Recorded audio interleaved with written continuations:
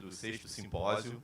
Então é com muito prazer que eu anuncio uma conversa, um bate-papo informal entre o professor Vitor Giraldo, da UFRJ, e o professor Antônio Nova, da Universidade de Lisboa. O professor Antônio está nos acompanhando lá de Portugal, de Lisboa, e o professor Vitor, então, muito obrigado e um ótimo bate-papo para vocês.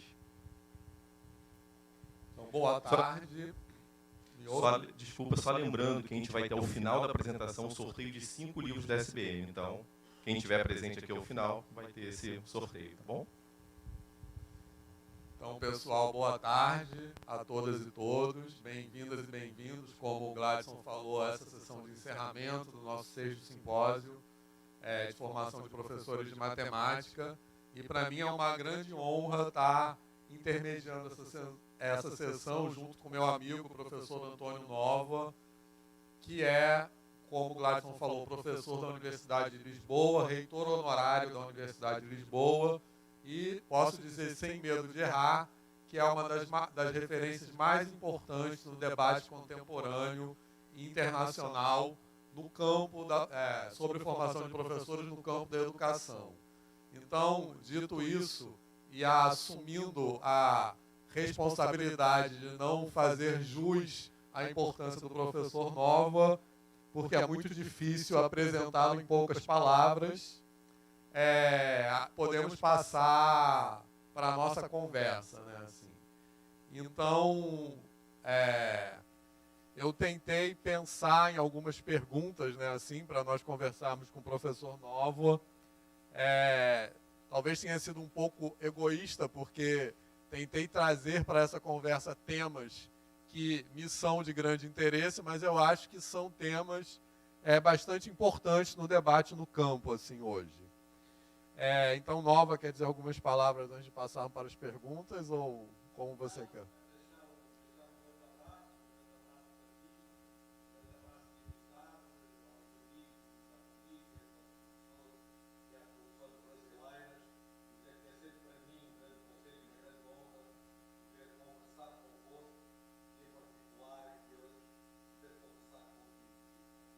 Muito obrigado.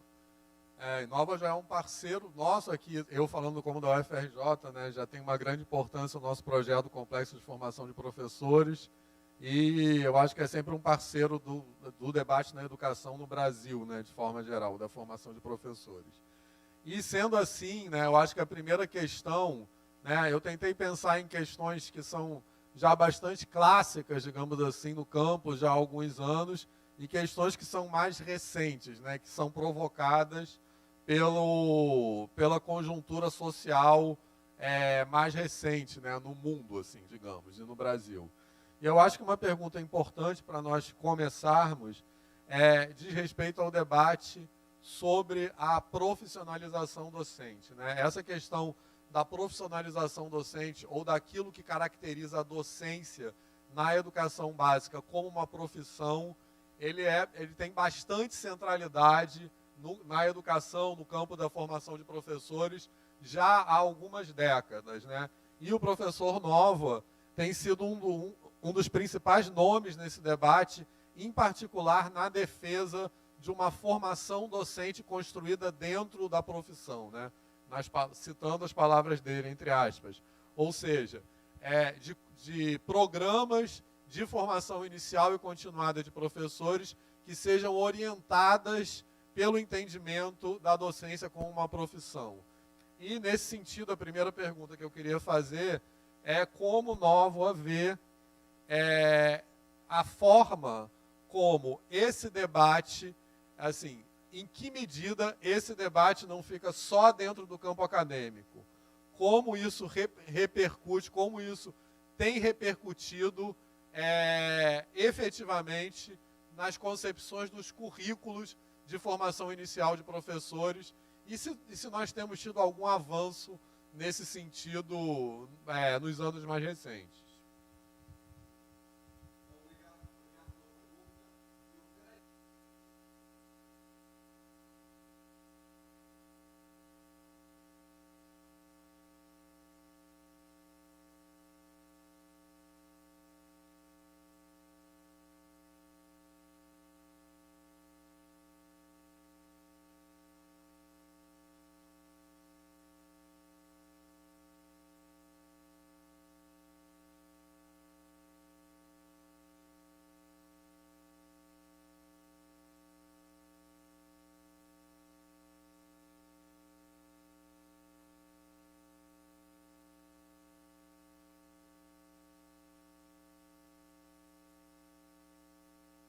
formação de professores, como a formação dos médicos, ou dos engenheiros, ou dos arquitetos, é uma formação profissional. Tem uma dimensão de formação para uma profissão, e se ignorarmos isto, estamos a ignorar tudo. Eu sei que há muita reflexão sobre o conceito de profissionalização, que é um conceito anglo-americano, que é um conceito que, por vezes, tem derivas neoliberais, que é um conceito disto. Estamos de acordo. Há uma reflexão a fazer sobre esse conceito. Mas, independentemente da reflexão sobre esse conceito, há a consciência que a formação de professores é formar para uma profissão. Não se trata de formar um matemático, trata-se de formar um professor de matemática. E isto é muito diferente, não é? Trata-se de formar um professor e essa dimensão profissional exige uma ligação, exige um espaço a que nós, no Rio de Janeiro, se deu o nome de complexo, a que noutros lugares, noutros países, têm dado outros nomes, onde esta junção, esta articulação se possa dar. Creio que é o elemento importante. Para mim é mais importante esta dimensão institucional, é a criação de uma instituição onde se combata um pouco a fragmentação e se possam pôr em conjunto as pessoas que contribuem para a formação de um professor, do que propriamente a questão do currículo, não é? Do que propriamente a questão de que currículo para a formação de professores. Claro que a questão também é importante, mas mais importante para mim é que instituição, que lugar, que espaço é que podemos encontrar para formar os professores na perspectiva de uma formação profissional. Acho que nesse sentido, né, acho que, como eu disse agora há pouco, o Nova tem um papel importante nessa defesa, né, assim, falando em linguagem, assim, acho que é um problema que preocupa todos nós, somos professores ou formadores de professores, em caracterizar os cursos de licenciatura de forma que eles não sejam subbacharelados, né, na linguagem do Brasil. Que não seja... que partam desse reconhecimento. Formar um professor de matemática não é uma vertente de se formar um matemático. Então eu vou, pegando esse gancho, vou até inverter a ordem das perguntas novas que nós combinamos, porque eu acho que essa questão do terceiro espaço, né, que o Novo defende muito, qual é o lugar da formação do professor. Esse lugar se constitui, né, numa articulação, uma parceria entre escola e universidade. E eu acho que o entendimento desse lugar tem muito a ver com os atores que ocupam esses espaços, né? As pessoas que participam da formação. Então, uma outra questão que Nova, um outro aspecto disso, que Nova está bem situado nessa discussão, e que o professor Nova tem defendido muito, é a questão de colocar professores que atuam na educação, na escola básica, na posição de formadores de futuros professores. Né? Então, essa constituição do terceiro espaço, com a participação da escola básica, tem muito a ver com isso, né? Que os professores que estão ali e que têm esse lugar de fala, né, para usar um termo do momento, possam se colocar e se entender na posição de formadores de futuros professores. Então, nesse sentido, eu acho que a pergunta é uma pergunta que eu acho que é muito relevante para o nosso contexto brasileiro, não é tanto como institucionalizar isso, mas que caminhos políticos nós podemos seguir para compatibilizar o reconhecimento dos professores que estão na escola básica como formadores de professores, juntamente com aqueles outros atores que atuam na formação de professores. Sobretudo os cientistas das áreas disciplinares de origem, no nosso caso, os matemáticos e os cientistas da educação, né, que são responsáveis, digamos, pela parte pedagógica, né, assim, da formação de professores. Então, por que isso não é simples, né? Porque para seguir esse caminho politicamente, nós precisamos flexibilizar hierarquias, né? Atores que, em geral, estão na universidade e atores que estão na escola. Então, como são esses caminhos novos na sua visão? É exatamente o que disseste na tua pergunta. Para além de um terceiro espaço, precisamos de um terceiro ator, não é? para além dos cientistas das áreas, para além dos cientistas da educação, precisamos do terceiro ator, que são os professores da educação básica. É claro que eles têm estado presentes, mas têm estado presentes com um estatuto menor, não é? Como orientadores de estágio, como ajudantes da universidade, sem terem verdadeiramente um papel central na formação dos futuros professores. Ora, o meu ponto, e esse é um ponto político, é que é preciso criar um estatuto de paridade. Criar um estatuto de paridade entre os professores universitários e os professores da educação básica nessa corresponsabilização pela formação de professores. E, portanto, não é dar-lhes um estatuto menor, não é dar-lhes um estatuto de nos ajudarem, não é dar-lhes um estatuto de orientarem as práticas, de supervisionarem os estágios. É dizer-lhes, não, vocês são centrais na concepção de uma formação profissional de professores.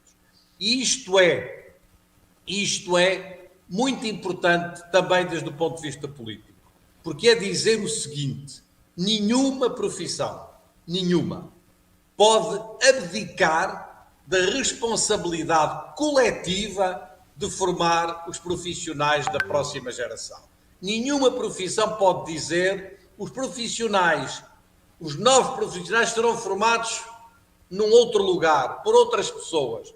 Os médicos nunca diriam os novos médicos vão ser formados por cientistas, por biólogos, por cientistas da medicina, mas não por médicos, não é? A profissão tem essa responsabilidade maior na formação inicial, mas também num aspecto que é muito importante, que é o aspecto da indução profissional, os primeiros anos de vida profissional, esse acompanhamento, esse processo de socialização profissional, esse processo de integrar alguém numa cultura profissional é absolutamente central e absolutamente decisivo. E aqui temos mesmo um problema político, porque muita gente diz assim, mas os professores são fracos, as escolas são más, são rotineiras, são conservadoras, os professores não têm essa capacidade que nós na universidade temos, não é? De os pôr em contacto com o conhecimento, de os levar a fazer coisas diferentes. Está aqui um discurso, que é um discurso de separação, que é um discurso político que reduz, que rebaixa, que diminui os professores da educação básica.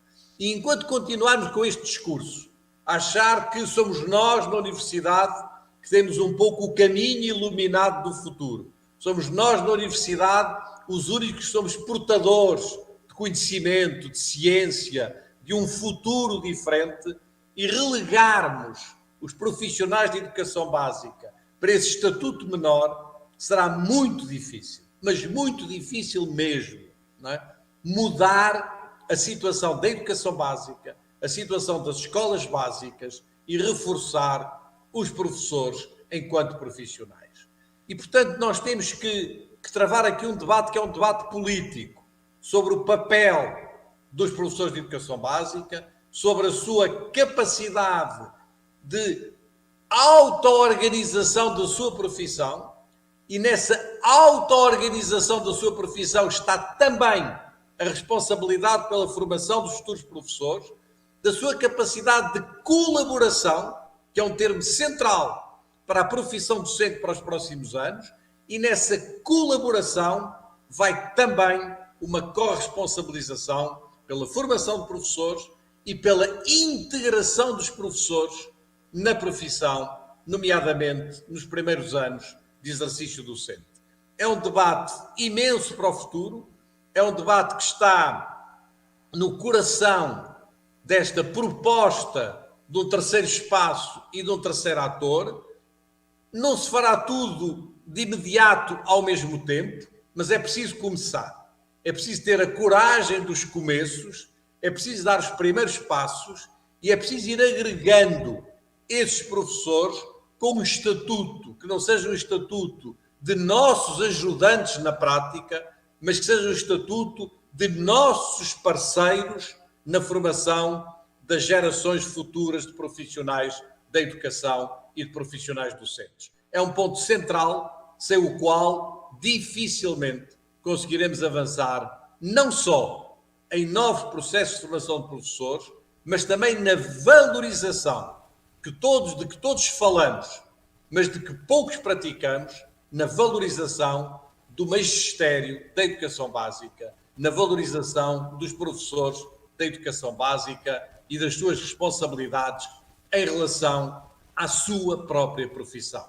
Uma profissão que tem que ser auto-organizada, que tem que ser corresponsabilizada e não gerida, governada de fora, seja pelas políticas, seja pelas universidades, seja pela ciência, seja por qualquer outro elemento que vem de fora da profissão.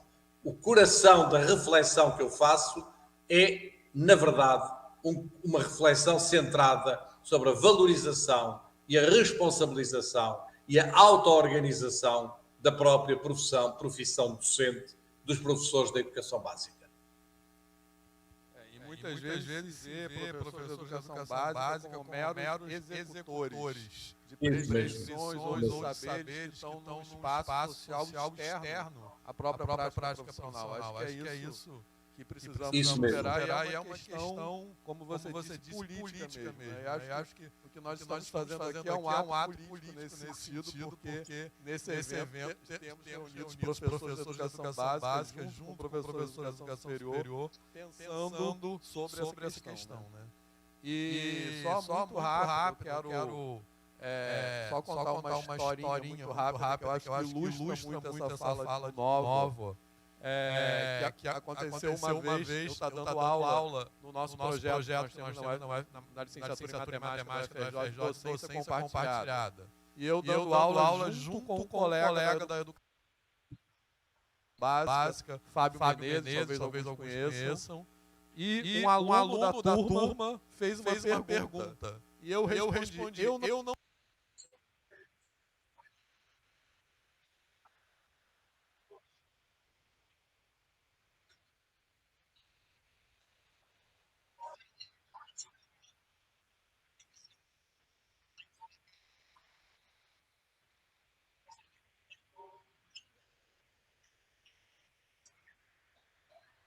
A superação é um ato, é uma questão política mesmo. Bem, sem dúvida. Estamos perante um debate que não é um debate técnico, não é um debate académico, não é um debate curricular, ou não é apenas um debate curricular, é um debate que é um debate político também, sobre o lugar dos professores de educação básica, não é? Na formação das novas gerações de professores e na capacidade de organização da sua própria profissão.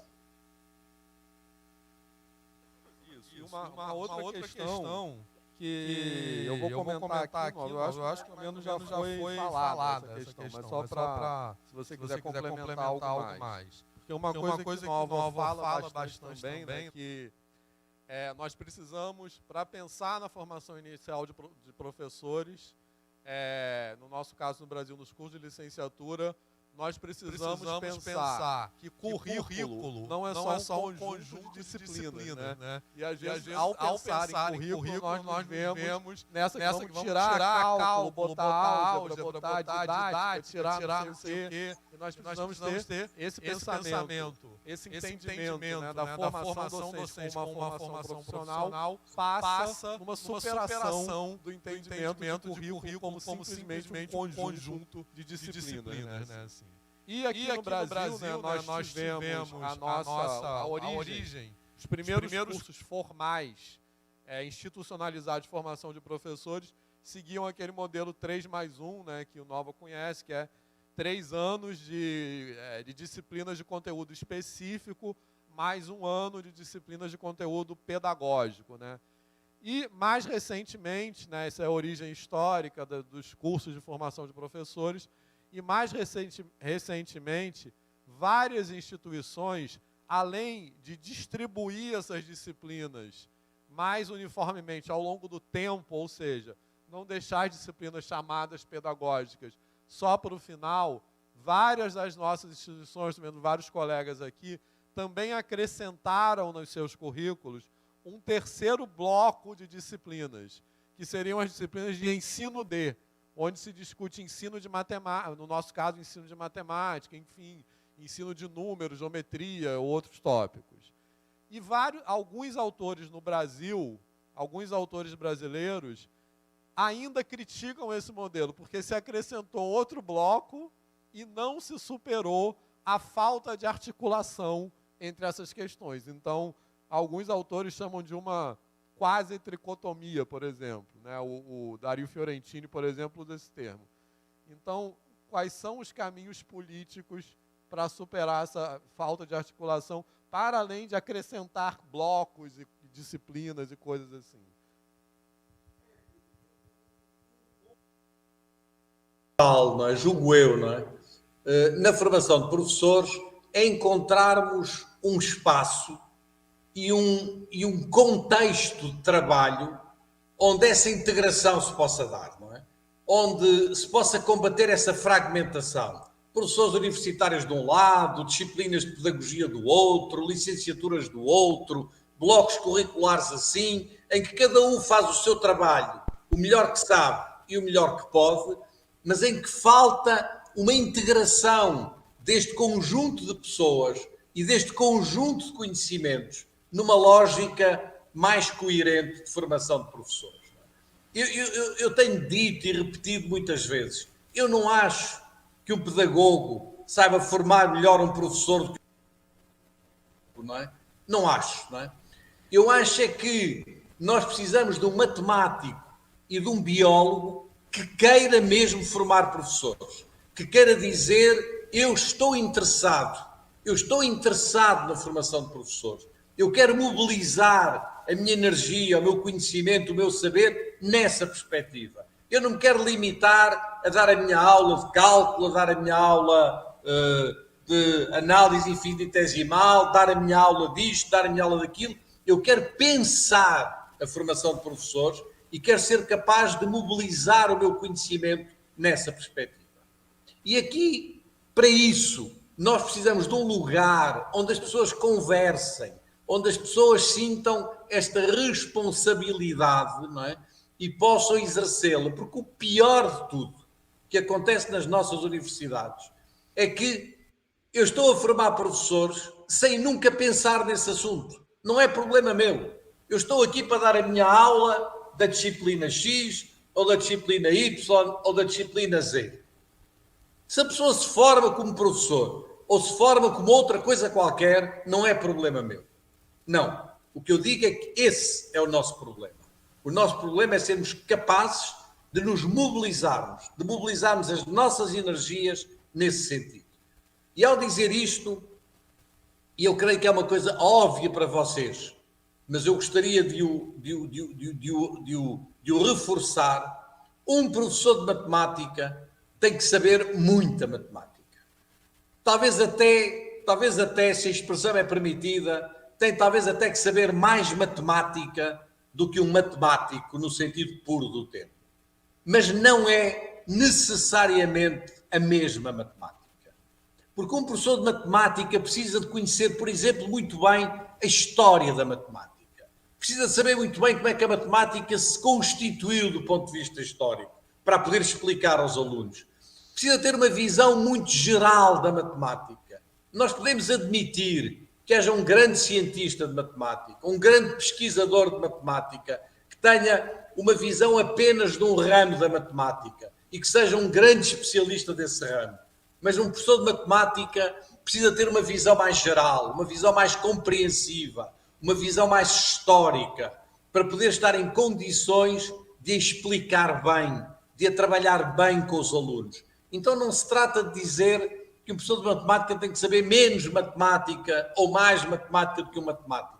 É uma matemática diferente, é uma relação diferente com o conhecimento matemático, porque em última análise, o objetivo maior de qualquer ensino, de qualquer disciplina, é que os alunos aprendam a compreender.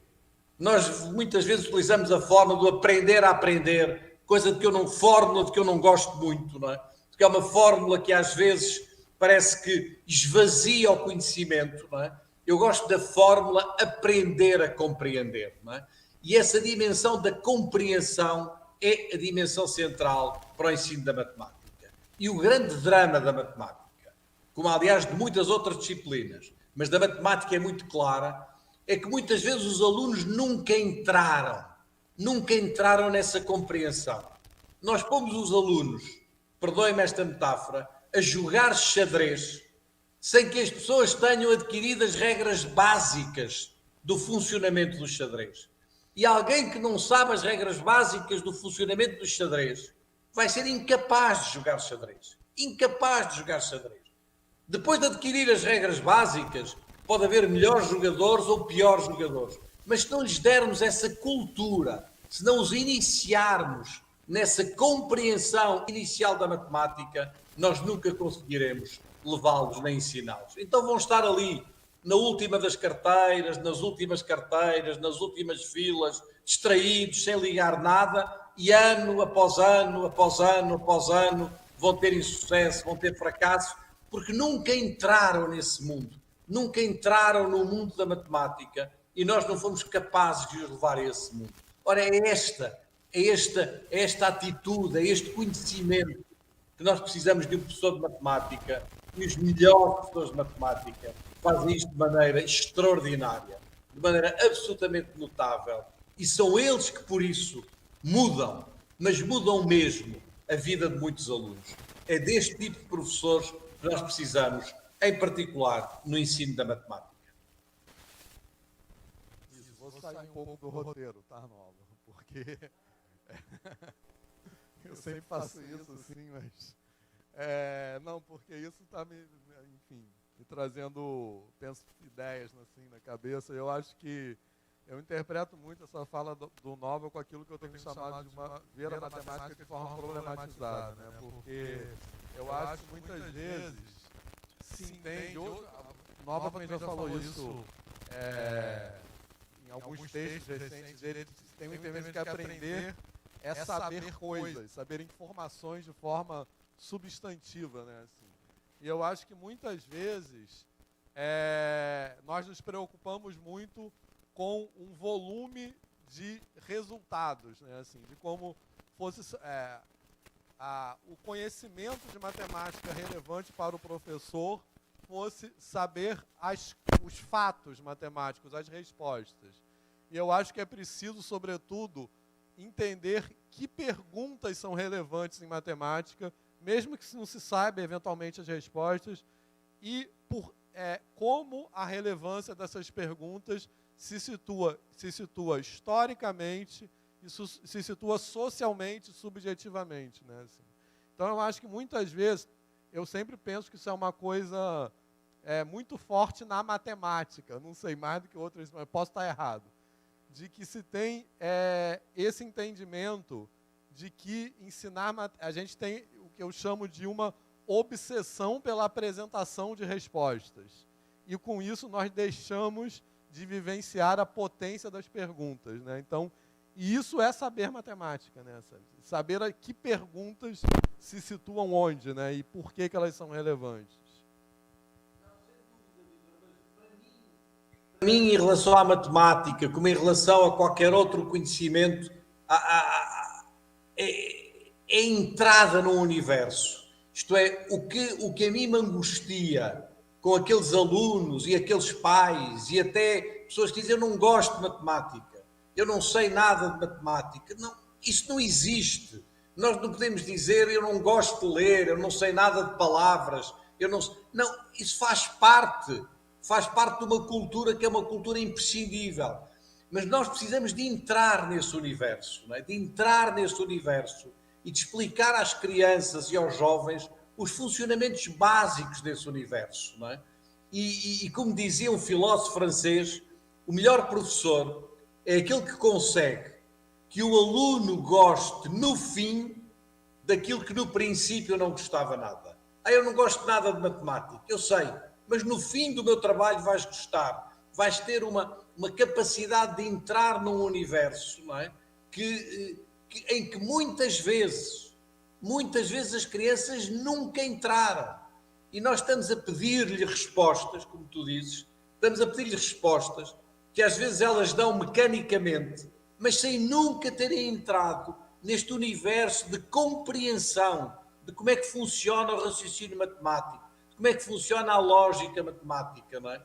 Porque se eles entrarem nesse raciocínio, se eles entrarem nessa lógica, se eles entrarem nesse mundo, depois alguns vão percorrer um caminho mais pequeno, outros vão percorrer um caminho maior, mas todos têm que entrar nesse mundo e nesse universo. E é por isso que para mim há um aspecto, eu sei que eu vou fazer uma provocação com o que eu vou dizer, não é? Mas é uma frase que eu já escrevi nestes exatos termos e que eu vou dizer agora aqui outra vez.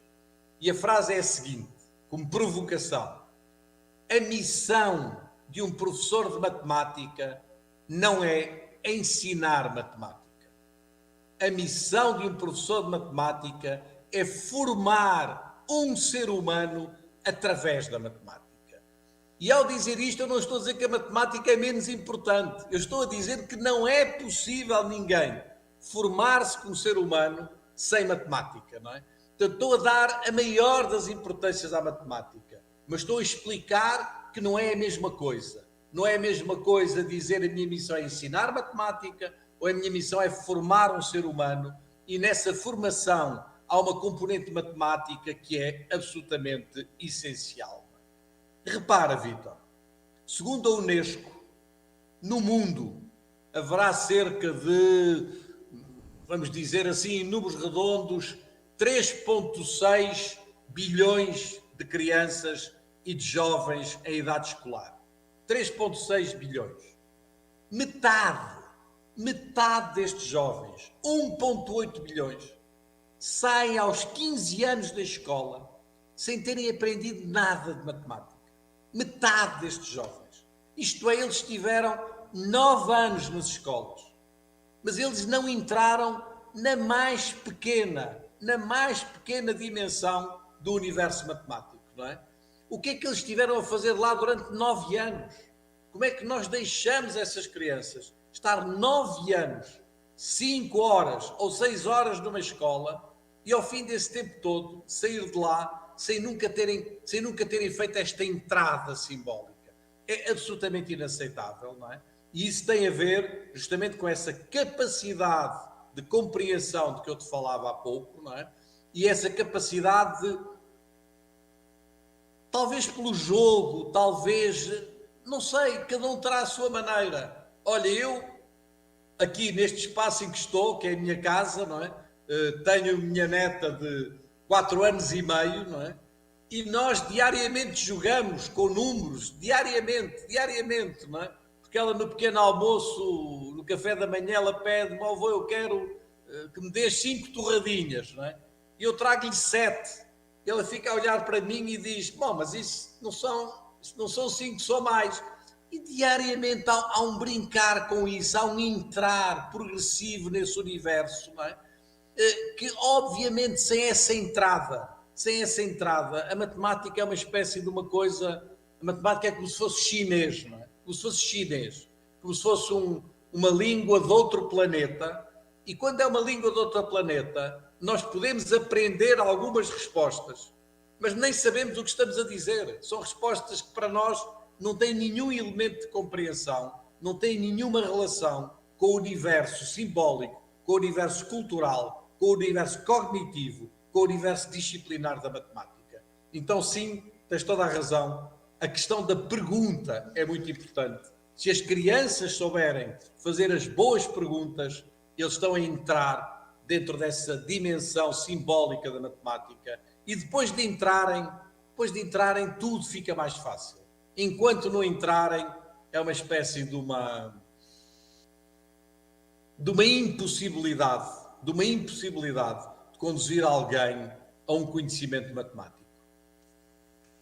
Isso, e continuando a quebrar nosso roteiro, Nova, porque eu acho que, né, nós também temos tentado repetir aqui que a questão é ensinar pela e não para a matemática, né? Assim, e uma frase que eu tenho repetido para os meus alunos na licenciatura um pouco como um mantra, que é o seguinte: nós temos que lembrar que o compromisso político e ético e não com o conteúdo. Por outro lado, ao dizer isso, eu não quero dizer que o conteúdo não seja importante. Assim. Mas eu vejo alguns professores que às vezes sacrificam o aprendiz por colocar o conteúdo num lugar dogmático, em defesa do conteúdo, né? Assim, eu acho que as pessoas têm dificuldade até para entender isso, né? Ao dizer que a profissão não está só no conteúdo, é até uma questão lógica, né? Eu não quero dizer que o conteúdo não seja importante. E eu acho que assim, acho que tem muito a ver com o que você acabou de falar, mas emendando com uma outra questão, eu vi num texto recente seu, que eu esqueci de anotar a referência, acho que, se não me engano, foi na Carta Capital, ou não posso estar errado, mas onde você fala que a aprendizagem deve contemplar o sentir, né, assim. Eu acho que sempre nós temos que pensar que não é chegar na frente de um grupo de pessoas ou falar coisas, mas é afetar e ser afetado, né, por esse grupo de pessoas. E, nesse sentido, às vezes eu acho que o debate acadêmico sobre formação de professores fica muito centrado no saber, né, e que categorias de saber. Obviamente não que isso não seja importante, de novo, né? Pegando trabalhos como de Schumann, saber tal, que outros autores desdobram, mas às vezes eu acho que a discussão é um pouco redutora nesse sentido, como se a profissão fosse constituída apenas de saberes. E como você acha que nós podemos trazer a reflexão sobre os afetos e sobre o sentir para dentro do debate acadêmico mesmo, ou para dentro dos currículos, da concepção da profissão?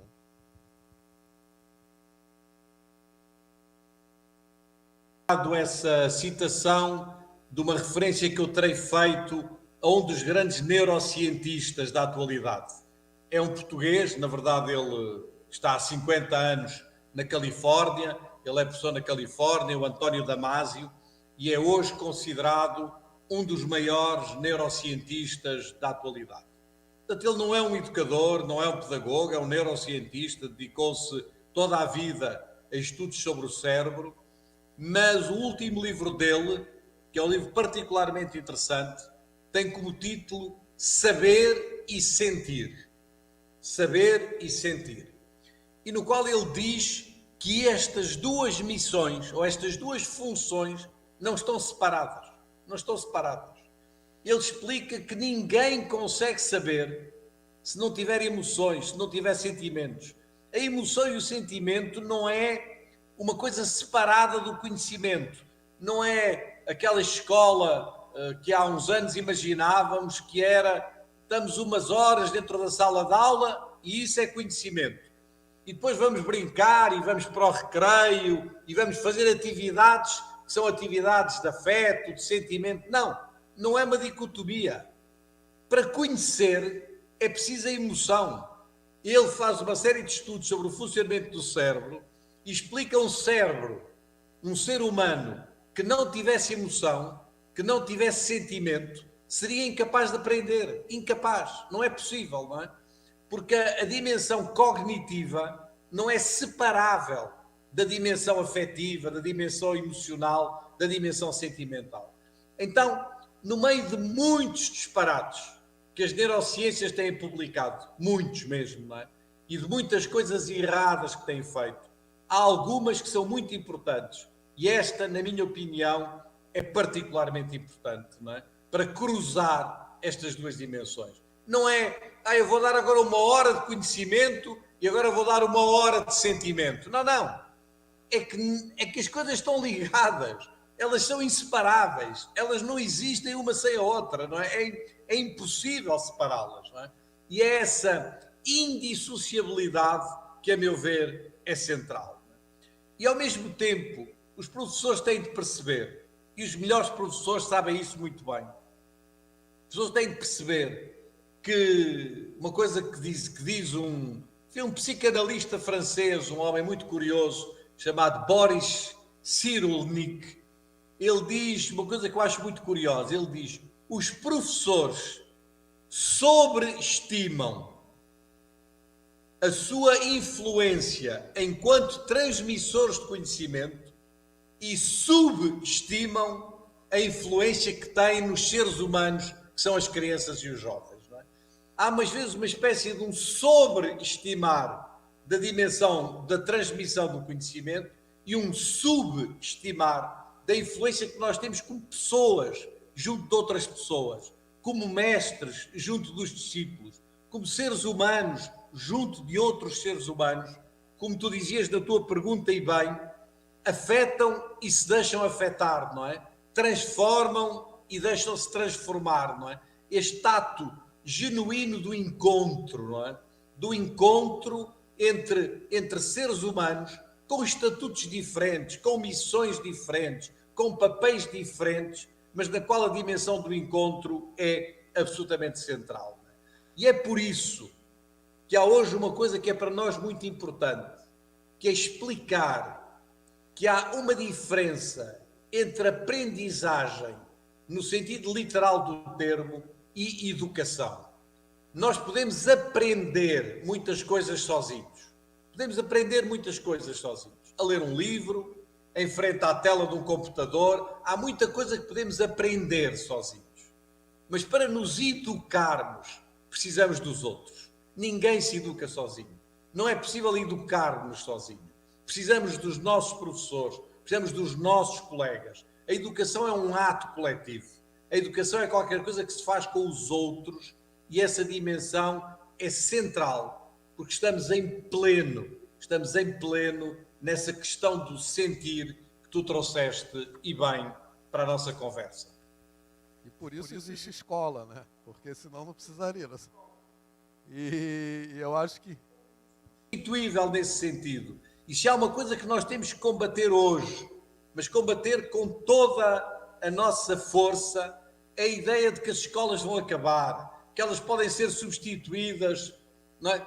Há uma frase maravilhosa de um sociólogo francês, de François Dubé, é uma frase um bocadinho cacafónica, redundante, mas é muito bonita. Ele diz: a escola na escola é melhor do que a escola digital ou do que a escola em casa, não é?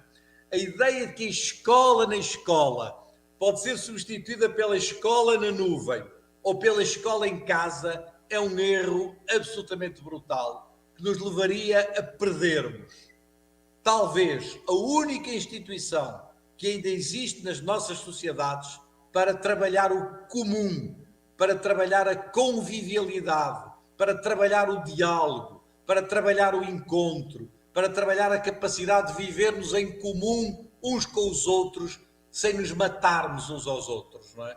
E ao dizer isto eu estou a dizer uma frase do António Damasio de novo, e o António Damasio dizia: sem uma educação maciça, sem uma educação de massas, não é?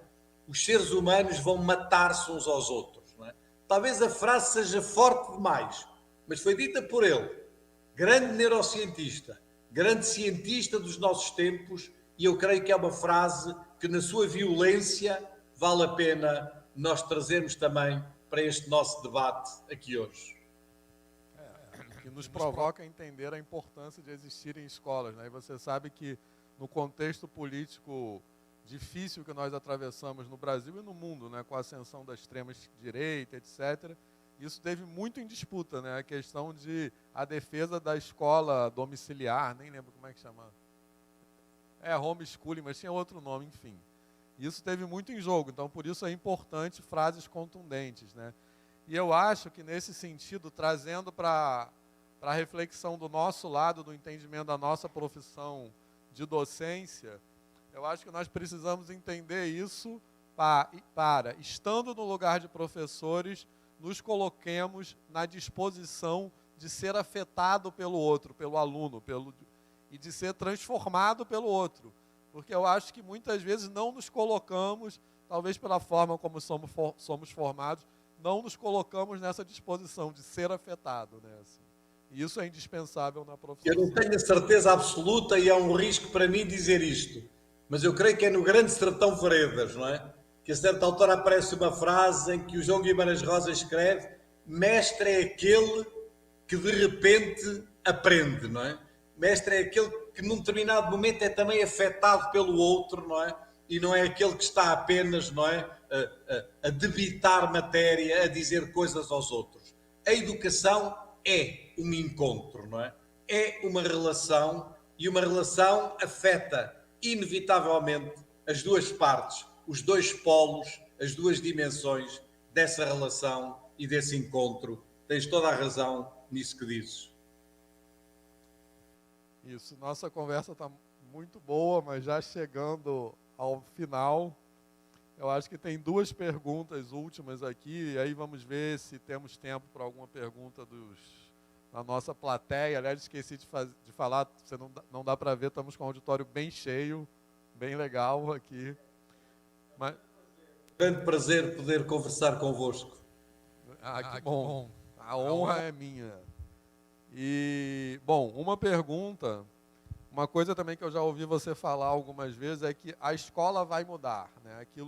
O sentido que temos de escola hoje não se sustenta por muito mais anos, enfim, como a sociedade vai mudar como um todo, né? Assim. Mas eu queria que você dissesse o que está em disputa nessa mudança, vai mudar para onde, né? E para onde nós queremos que mude, o que está em disputa e qual é o nosso papel como professores e formadores de professores nessas disputas. Ok, há um debate que é um debate mais político e há um debate que é um debate mais organizativo, digamos assim, não é? Para simplificar. O debate mais político é o debate de saber se queremos defender a escola pública, se queremos defender a educação como bem público e comum, se queremos defender a educação como uma instituição. E eu recordo-vos àqueles que eventualmente não saibam que até há muito pouco tempo os professores da educação básica em França se chamavam instituteurs, o que em tradução literal para português seria instituidores, são aqueles que instituem, que nos instituem como cidadãos. Este é um grande debate pela frente. Ou se queremos uma educação como bem privado, como um bem de consumo, uma educação consumista, uma educação em que os alunos são chamados de clientes, que consomem um produto, etc, etc. Este é um grande debate que temos pela frente entre a educação como bem público e comum ou a educação como bem privado, comercializável, como bem de consumo. Não é? E aqui a palavra pode-nos parecer excessiva, do Darcy Ribeiro, é uma palavra que nós temos que voltar a dizer. Quando ele escrevia: a escola pública é a maior invenção do mundo. A escola pública é a maior invenção do mundo e é nisso que eu acredito e é nisso que eu continuo a bater-me com as forças que tenho, com as energias que tenho.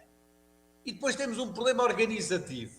E o problema organizativo pode ser dito de uma maneira muito simples. Os ambientes educativos, a maneira como a escola está organizada, em torno da aula, em torno da sala de aula, em torno daqueles espaços, e não são apenas espaços, é um espaço, é um tempo, é um currículo, é um método, é uma maneira de pensar a ação do professor, vai ter que mudar de forma muito radical. E como? Eu creio que há uma resposta que todos perceberão e que é a resposta mais forte. Nós precisamos de uma escola do trabalho. O que é que isto quer dizer? Quer dizer uma coisa, mais uma provocação. Desta vez do filósofo Alain, francês, que há 100 anos, em 1923, dizia o seguinte: eu sonho com uma escola onde quem trabalha são os alunos e não os professores. O que é que isto quer dizer? Quer dizer entrar numa escola e não ver o professor a trabalhar, a dar aulas, a dar matéria, mas ver os alunos a trabalharem uns com os outros, em cooperação, a resolverem problemas, a fazerem projetos, a estudarem. A ideia do estudo que era uma ideia central no século XIX. Foi substituída pela ideia da aula.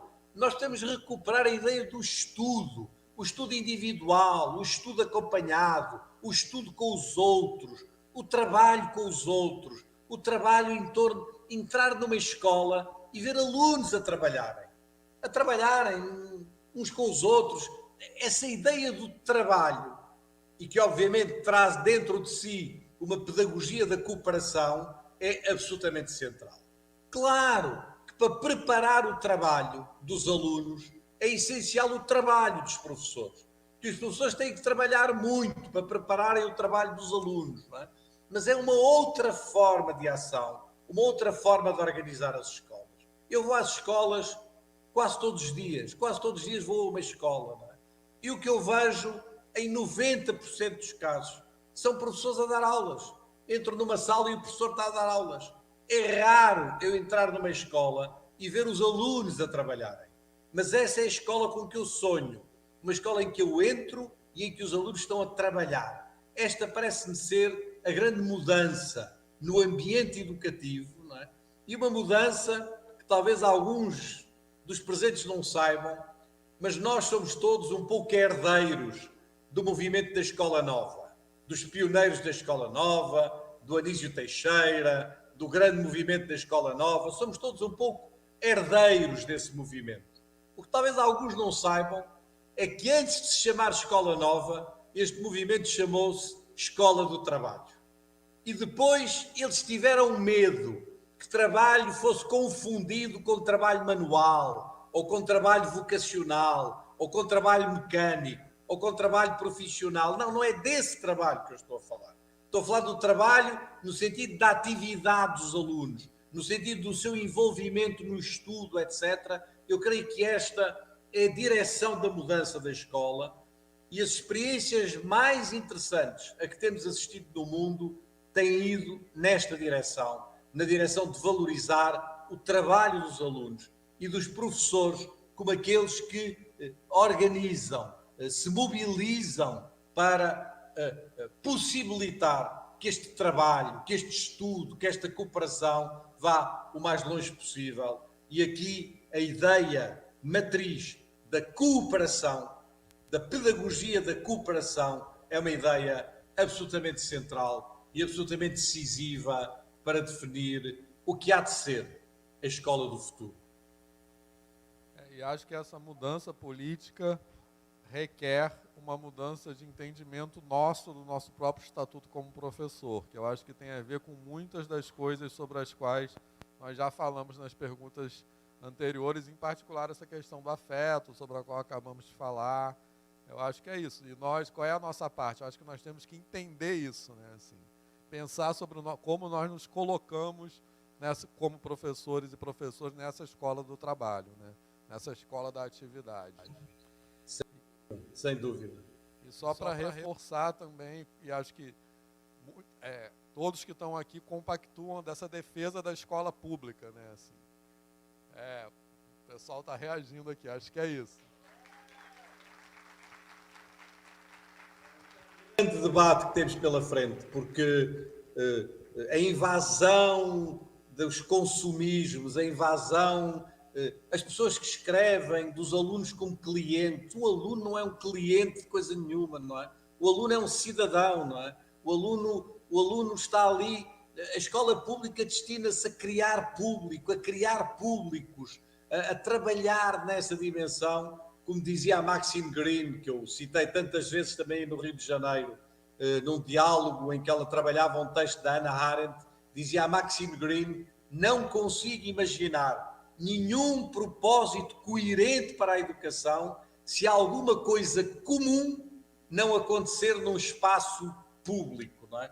A ideia do público e do comum é absolutamente central. Se quisermos ainda ter uma escola que não seja uma máquina de consumo, uma máquina de servir clientes, uma máquina de competições individuais, uma máquina que vai contribuir para uma ainda maior fragmentação do mundo, para uma maior intolerância e que não nos vai ajudar no caminho da construção de uma cidadania comum, de uma humanidade comum. é dessa escola que precisamos, e ainda bem que há tanta gente no Brasil, tanta gente do mundo, que ainda é capaz de se mobilizar na defesa dessa escola. Bom, isso, e é uma defesa que precisamos sempre repetir, né, no momento que estamos vivendo. Mais uma última pergunta do nosso roteiro, que é uma questão muito emergente do momento, sobre a qual acho que nós não poderíamos deixar de falar, que é sobre o ChatGPT, né, basicamente. E eu acho que, inclusive, já foi objeto de uma mesa redonda desse encontro, ontem, né, se não me engano. E eu acho, assim, que essa questão, vamos ser substituídos pelos professores, nós professores vamos ser substituídos pelos computadores, é uma preocupação recorrente, né? Assim, eu lembro que no começo da década de 90, quando eu era um jovem professor, quando eu comecei na profissão, era o momento que estavam entrando os primeiros computadores em sala de aula, então havia, agora não vai mais, vai ser só computador, não vai mais precisar de professor, e agora isso se reedita, né, periodicamente, isso com a emergência das ferramentas de inteligência artificial, novamente essa preocupação se coloca. E o que você tem a dizer sobre isso? Devemos temer o fim da nossa profissão? Olha, Vítor, duas questões. Uma sobre as tecnologias, outra sobre essa questão do fim da profissão docente. Sobre as tecnologias, eu permito-me, que é sempre uma coisa um bocadinho arrogante, de aconselhar alguém a ler alguma coisa, mas se eu pudesse aconselhar uma leitura, a Unesco acabou de publicar, e está no site da Unesco, um texto absolutamente notável, não é? Que se chama, traduzido para português, ponto de interrogação, uma tragédia EdTech, uma tragédia da tecnologia educativa. É um longo documento de 600 páginas em que se faz uma análise da utilização das tecnologias na educação em todo o mundo. Em que se reconhece que houve utilizações boas das tecnologias, mas que de um modo geral a Unesco considera, depois de ter feito esse estudo com a colaboração dos governos de todos os países, que as tecnologias criaram mais exclusões, criaram mais desigualdades e justamente, e eu estou a citar, devido a modelos de aprendizagem que colocam as máquinas e os lucros antes das pessoas. Modelos de aprendizagem que colocam as máquinas e os lucros antes das pessoas. É uma citação da Unesco, é uma organização das Nações Unidas, é uma organização do multilateralismo e vale a pena muito olhar para este texto no qual se conclui que as tecnologias muitas vezes criam mais problemas do que os problemas que resolvem. E se apela a que as tecnologias sejam orientadas do ponto de vista pedagógico. No fundo, aquilo que eu tenho repetido há muito tempo. Os problemas da tecnologia não são tecnológicos. Os problemas da tecnologia são pedagógicos. É a maneira como os utilizamos, a maneira como recorremos a ele, porque obviamente nenhum de nós vai fechar as nossas salas de aula ou fechar as nossas escolas às tecnologias. Seria uma coisa absurda, não é? O problema é como é que as utilizamos, de que maneira, não é? De que maneira é que as utilizamos do ponto de vista pedagógico. A tecnologia na sala de aula é um problema pedagógico, não é um problema tecnológico. E depois a pergunta que tu fazes é a mais fácil de todas as respostas. Há um senhor que todos nós conhecemos, chamado Bill Gates. Um senhor cujas opiniões eu acompanho há muitos anos e julgo, assim, a minha ideia é que nunca concordei com ele, não é? Tenho ideia de nunca ter concordado com nenhuma opinião do Bill Gates, exceto com a última opinião dele num artigo há cerca de um mês. Num artigo há cerca de um mês, ele diz o seguinte: as profissões vão acabar todas. Faz assim uma espécie de visão catastrofista do fim das profissões. O ChatGPT, a inteligência artificial, vão substituir a esmagadora maioria das profissões. Com uma exceção. E essa exceção é a profissão docente, a profissão de professor.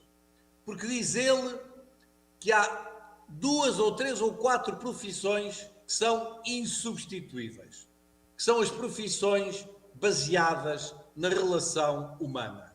Foi aquilo que nós tivemos a falar até agora, não é? Se a questão da educação fosse apenas aprender algumas coisas, fosse apenas aprender alguns conteúdos, fosse apenas ter alguns conhecimentos, talvez a profissão de professor fosse substituível. Mas a educação não é isso. A educação é um encontro, a educação é uma relação, a educação é um corpo a corpo, é um face a face, é uns olhos nos olhos, é uma ligação entre corpos, entre pessoas, entre sujeitos. Nesse sentido, é impossível serem substituídos pelas máquinas. As máquinas podem ajudar, em alguns momentos sim, mas tal como a medicina tem uma ajuda brutal das máquinas, a medicina é hoje quase toda ela dominada pelas tecnologias, mas os médicos não vão desaparecer, não é? E não vão desaparecer os cuidadores. Eu não quero o meu pai ou a minha mãe, numa fase final da vida, a serem tratados por máquinas. Eu quero as máquinas, mas quero as máquinas com pessoas que os ajudem, que cuidem deles. Cuidar de alguém é uma relação humana e isso é insubstituível. Então, eu julgo que nós devemos abandonar definitivamente essa espécie de receio ou de medo.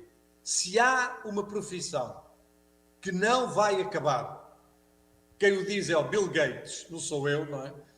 Se há uma profissão que não vai acabar, essa profissão é a profissão docente, porque ela é absolutamente insubstituível. E creio que isso nos dá, no meio de muitos problemas, de muitas dificuldades, de muita desvalorização, de muitos dilemas, nos dá a capacidade de olharmos de frente para o futuro e de olharmos para o futuro com confiança, não é? E eu digo-vos isto porque isso é o mais importante hoje em dia, no tempo em que vivemos. É essa dimensão de esperança de que tantas vezes nos falou o Paulo Freire. Ele talvez não tenha dito esta frase que eu vou dizer, mas eu vou dizê-la. Não se trata de ser otimista. Trata-se de respeitar a esperança, o que é uma coisa muito diferente, não é? Nós podemos ser pessimistas, podemos ser críticos, devemos ser críticos, devemos ser críticos onde for necessário ser crítico, mas sem nunca deixar de respeitar a esperança, não é? E essa dimensão é central no trabalho dos professores e nessa confiança com que devemos enfrentar o futuro. É a primeira vez que eu concordo com o Bill Gates, mas alguma vez eu havia de concordar com o homem, não é? Acalhou agora, quando ele se debruçou sobre as profissões do futuro e sobre aquela que de certeza absoluta para ele não será substituída pelas máquinas, a profissão de professor.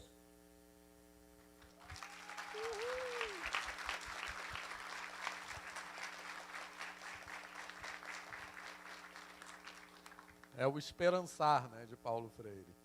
E eu acho que, de novo, isso tem a ver com aquela confusão entre a aprendizagem e educação, né? A educação não pode prescindir da dimensão coletiva, né?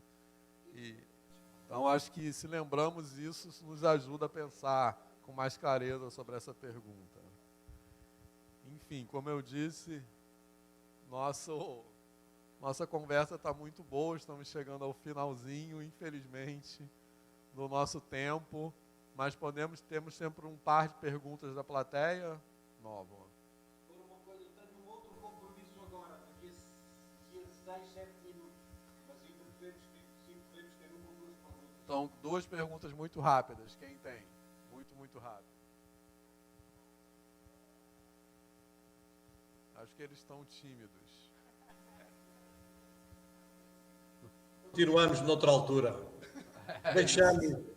Deixamos, como dizia a minha avó, quando nós almoçávamos com ela, dizia sempre que nós devíamos sair da mesa do almoço com um bocadinho de fome, não é? Não devíamos sair muito cheios, não é? Devíamos sair com um bocadinho de fome, não é? Então, fiquemos e deixemos a abertura para próximos diálogos, Vitor. Então, para terminar, acho que eu vou só virar o computador para que você possa ver.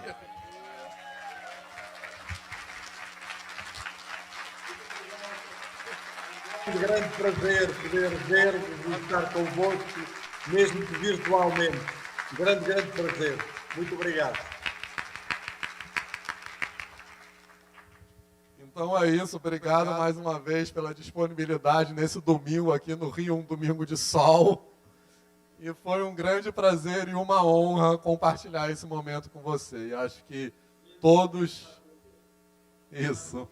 Reencontrar-te mesmo à distância. Grande prazer. Espero que a próxima seja presencial. Que a próxima seja presencial, isso mesmo. Isso Grande aí. abraço. Obrigado. Obrigado. Tchau. Obrigado. Tchau, gente. Valeu. Obrigado.